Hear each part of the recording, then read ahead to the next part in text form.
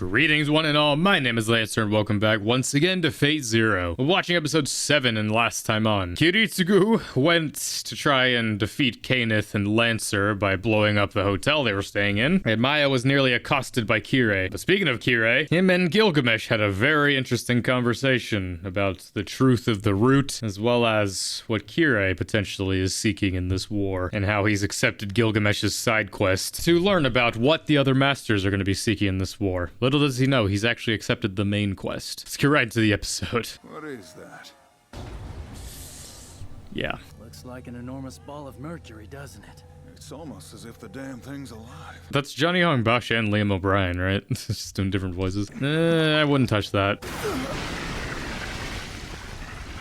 need to get this out of here. What's the matter? Is something wrong? I need to get this out of here. Load that thing onto the truck! Quickly! How do we move it? You can't touch it. It's funny picturing Kaneth and Salau and Lancer all inside that thing. We have identified Castor's master as the person behind the recent kidnappings in Fuyuki. Thus, in accordance with the emergency powers granted to me as Overseer, I am temporarily altering the rules of the Grail War. The fact that he could just do that. And the one who succeeds in defeating Castor and his master will receive an additional command seal as their reward. These are the unused command seals left behind by the fallen masters of past Grail Wars. Yeah, that's cool. If anyone has questions, please ask them now. But of course, that offer is limited to those who can actually speak in human languages. Yeah, everyone who sent their fucking familiars. There were 5 familiars gathered at the church for my announcement. That the elusive missing master, Lord Elmalloy, is still very much alive. They'll seek to keep the command seal from the rest by making certain they can claim it for themselves. But it also means that the master who wins the seal will gain a formidable advantage over the others. Once Castor has been thoroughly weakened and is on the run from all the other masters who are chasing him, Archer must be the one to deal the final blow. Regain the command seal he used. Excuse me, is this the Mackenzie residence? I have a delivery. Yes, that is the name of this domicile's residence. This massive man. Might there be a Mr. Iskander, King of Conquerors here? That would be me. Of course he put that as his delivery name. Could I have your signature on this receipt here? My signature? Very well. My signature? I like Alexander, yeah, nice.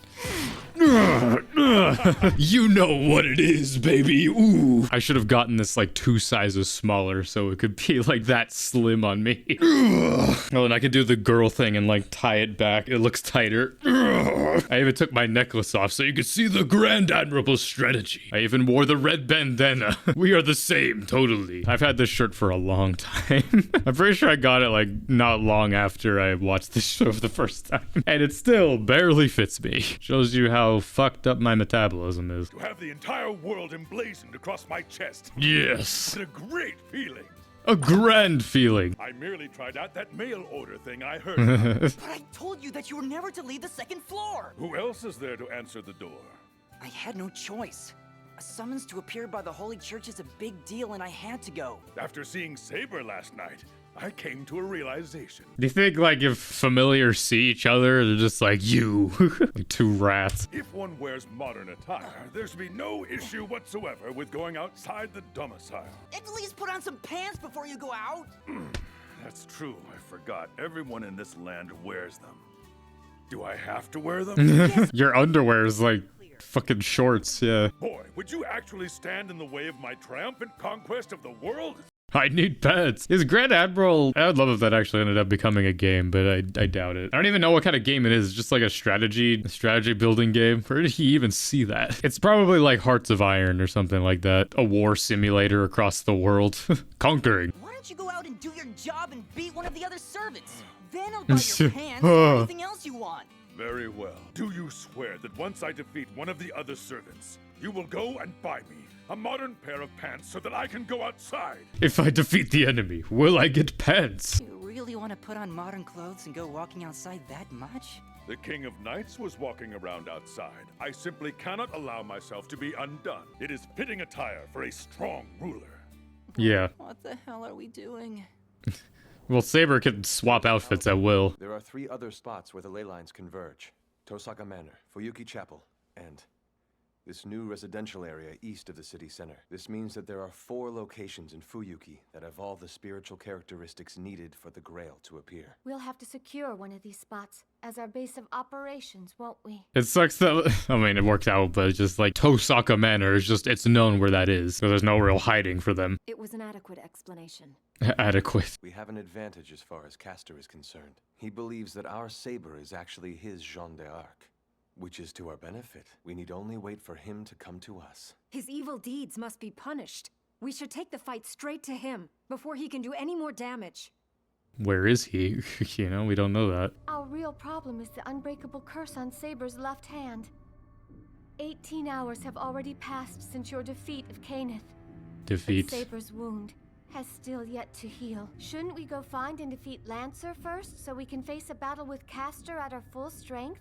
That isn't necessary. You just need to use your knowledge of the area to confuse the enemy. You. And Saber moving around. You won't have her fight Castor? No, someone else will deal with him even if we don't. The masters and servants hunting Castor in a frenzy will make excellent targets for us. Master, you can't. To what depths do you intend to sink in your pursuit? Why do you not allow me to go out and fight? Do you mean to imply that you cannot trust me? Your own servant? There's a truce against everyone but Castor, isn't there? This overseer of ours can't be trusted. He harbors Assassin's Master in his church and doesn't say anything about it to anyone. I mean, they're aware that Assassin's still alive because they saw him, so it's just like, clearly something amiss here. I mean, should have been obvious from the start. The Overseer and the Overseer's son is a master, so obviously. I love this scene because it's the first proper clash between Kiritsugu and Saber. My last rewatch really showed me just like, wow, Kiritsugu really just does not give a fuck about Saber. And it's not even like a subtle thing. I can really only think of one scene later where they actually interact. You know, he doesn't even address her, which I mean goes back to before he even summoned her. He told Irie just like servants are just tools, which they're still people obviously, but it's just a wild thing just in this world, you know, just iconic hero. I mean, even outside of it, you know, Saber, the most iconic character, really. He doesn't give a fuck about legends. It's war, you know, and he's doing this for the sake of his mission, which, you know, it's a pure mission where it's like, oh, I want to save the world, but that's why I love him so much. I don't necessarily agree with his methodology, but I understand his drive. It's just that they're just her just full on just being like, you do insult to me. You know, Kiritsugu, it's like he doesn't even acknowledge it. Just like, you can have your opinions. At the end of the day, I'm your master. You're gonna do what I say. He views her no differently than he does his own guns. If I decided to abandon everything and simply run away from all of this, Irie, would you consider coming with me? Michelle breaks a little bit. About Ilie? I'd return for her, killing anyone in our way. I'd give all I have. For you and Ilya and no one else. We could escape if we go now. Yeah.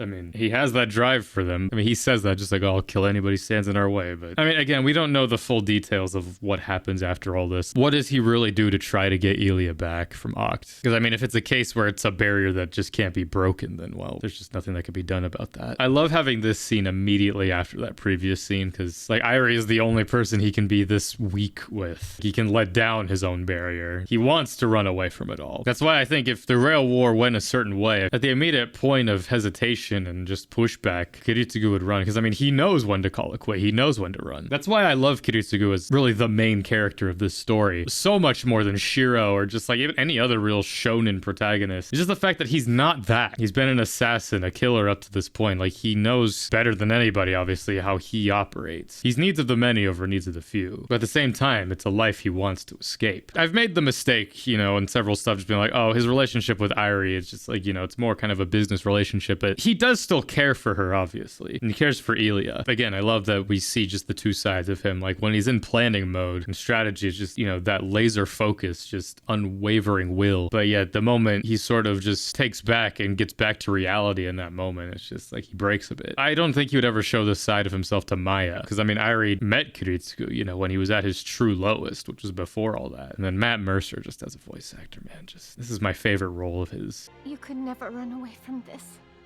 You would never forgive yourself for abandoning the Holy Grail. You would be riddled with guilt. And as your first and final accuser, you would eventually kill yourself. To be fair, I don't even know if he would do that after all this time. There comes a point where, like, obviously I'm not speaking on suicide that much, but worse stuff will always happen to you all the time. But I don't think it would necessarily be that Kiritsugu would kill himself after all that. I think he would just go back to what he used to do. Like what Irie said before, just like a man obsessed with chasing his own death. He wouldn't kill himself, but he would put himself in situations in which he's almost guaranteed to die to put himself out of his own misery. Irie Kotomine is after me. Yeah. He used Kenneth as bait to draw me out. He anticipated my actions. That's why he was there. But the most dangerous of them all has already set his sights on me. The one that I had hoped to never cross paths with. I love that respect he already has for him. Like, out of all the other masters, like Tokiomi, Kenneth, Karia, all these other masters, it's like he knows that Kira is the most terrifying one. Just because he is most like himself. Really, when you look at it, you figure like Tokiomi would be the most terrifying just because like he's the head of his house, he's a strong mage, but yet he's predictable in that sense. Not Kira. I will protect you. Yeah. And Saber will too. And also, Maya is here. Kiritsugu. It's time. Attack, Irie. Find us a remote viewing crystal ball. Alright, time to lock back in. He's trying to lure us out.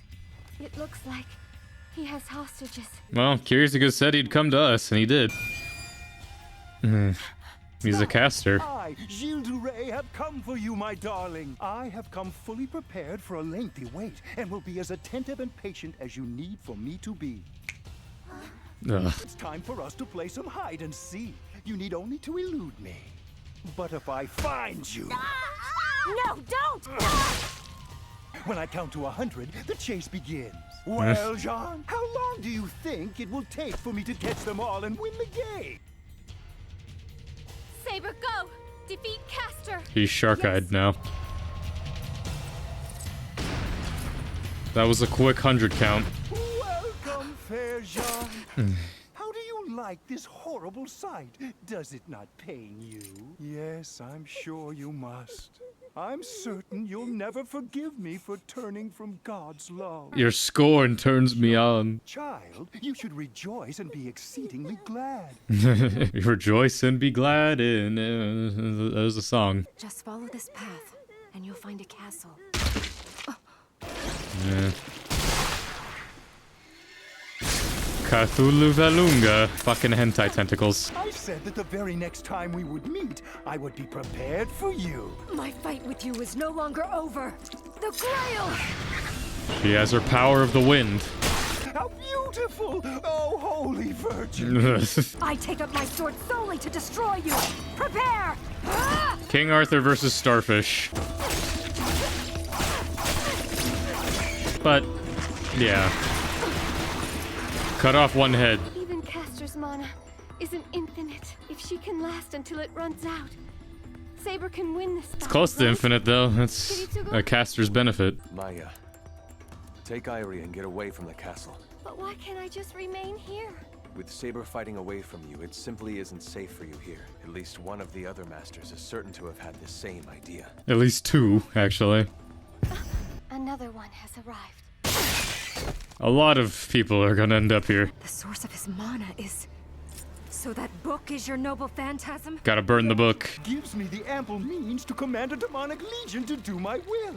What do you think, my fair Jean? Your indomitable warrior spirit and noble bearing proves you to be none other than Jeanne d'Arc. Artoria versus Jeanne d'Arc. Who wins? I feel like Saber wins. Jeanne is a ruler. Only, well, it depends on which version you watch, but I mean, going off of Fate Apocrypha's Jeanne, she's a ruler. So technically, I mean, ruler Jeanne could just command Saber Jeanne to stand down, but Saber has magic resistance. How terribly tragic. Have you forgotten the Battle of Compiègne? Even after that awful humiliation, you still chose to remain God's puppet!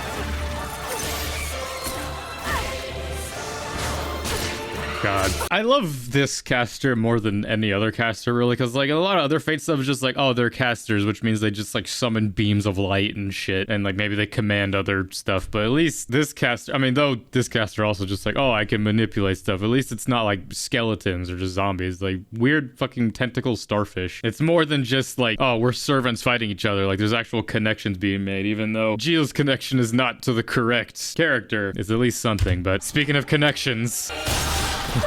So soon. Pathetic. Such swordsmanship is unworthy of the title King of Knights. I love that they love each other. You leave to interfere with our private affair. It will be my lance alone that takes Saber's life. Fucking Goku and Vegeta stuff, just like, no one kills Kakarot while I'm around. Destiny has reserved that pleasure for me. Every scrap of flesh, every drop of blood, even her very soul belongs to me. Listen, Caster. I am not going to comment on your bizarre notion of romance here, but know that I, Diarmut, will never allow you to defeat a crippled Saber in any sort of battle before I can! Yeah, she's my woman. The subtext of this battle is hilarious. They're both fighting over the right to penetrate Saber. You came to help? Don't get the wrong idea. I believe cooperation is our best option, right? I fucking love these two. I'm sure that someday they'll get to fight. Maybe in hell. This is why, you know, I love Diarmut, but I mean, I still have my qualms with both of them, Saber and Lancer. Just their ignorant ideals of true chivalry and honor. In a war like this, in a battle to the death, there's really no place for that. But I mean, I'll save that monologue for when Kiritsugu gives it later. I could kill 100 of those things with just my left arm. Then why didn't you? A mere 100 of them is child's play. Yeah, but Lancer's not the only one here. Fervor me sanguis. Boil my blood.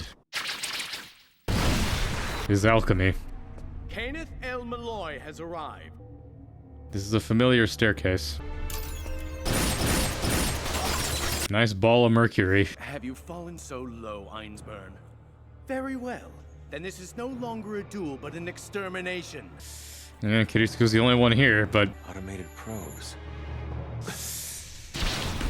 Let's go! One of my favorite mage abilities coming up. I found you, pathetic rat. Now scope! Time alter. Double accelerate. Time alter. Basically a speed boost. I mainly love the sound effect. Just, I mean, now like watching Cyberpunk Edge Runners, where, you know, the Sand Devastant, it makes that similar sort of like tire screeching sound effect. Time alter. Double accelerate. He manipulated the flow of time to greatly accelerate himself by using his own body as a reality marble. That's some huge shit. Perhaps Dine will teach him his place. Irie Songtio. If he's manipulating his inner time, it must be placing enormous stress on his body. It's cool though, you know, it's because like reality marbles in Fate, it's kind of just like it's a projection a lot of the time, but you know, he's internalizing that reality marble, which, you know, going into the future of Fate, I feel like makes sense for why Kiritsugu ultimately ends up dying as young as he does, because I feel like a lot of that plays into him using this ability and overstraining his body, or just like, you know, speeding up his clock, his internal clock. That and he's a chronic smoker, but he has other stuff up his sleeve. He really looks like Spike right here. Time alter. Triple stagnate. If I can slow my internal time to a third and lower my pulse and respiration as far as they can go. As long as it doesn't touch his shoulder. Kenneth! I mean, he didn't have to say that, but...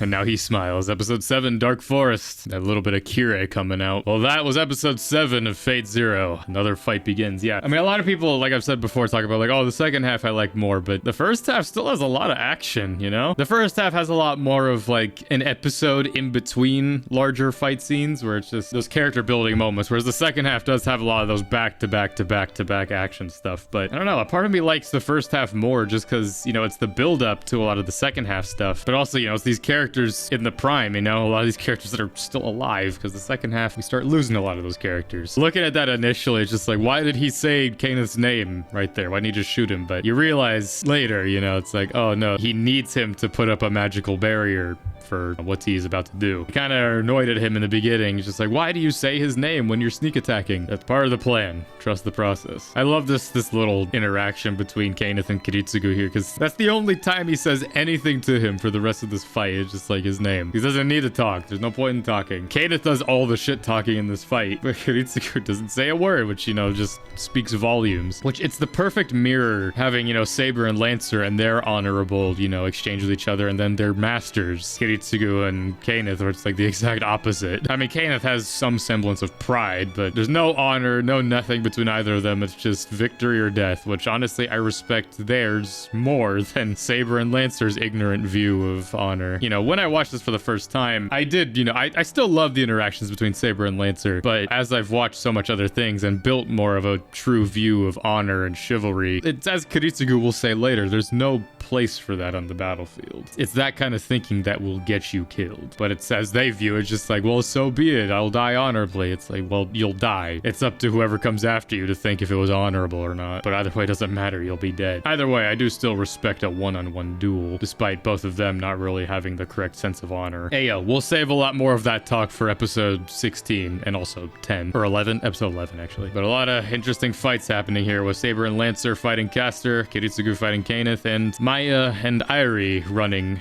away, but they'll be encountering someone soon enough. But either way, this is my reaction. Episode 7 of Fate Zero. Check me next time for episode 8. Everything else will be coming out soon. Until next time, I'm Lancer. Thanks for watching.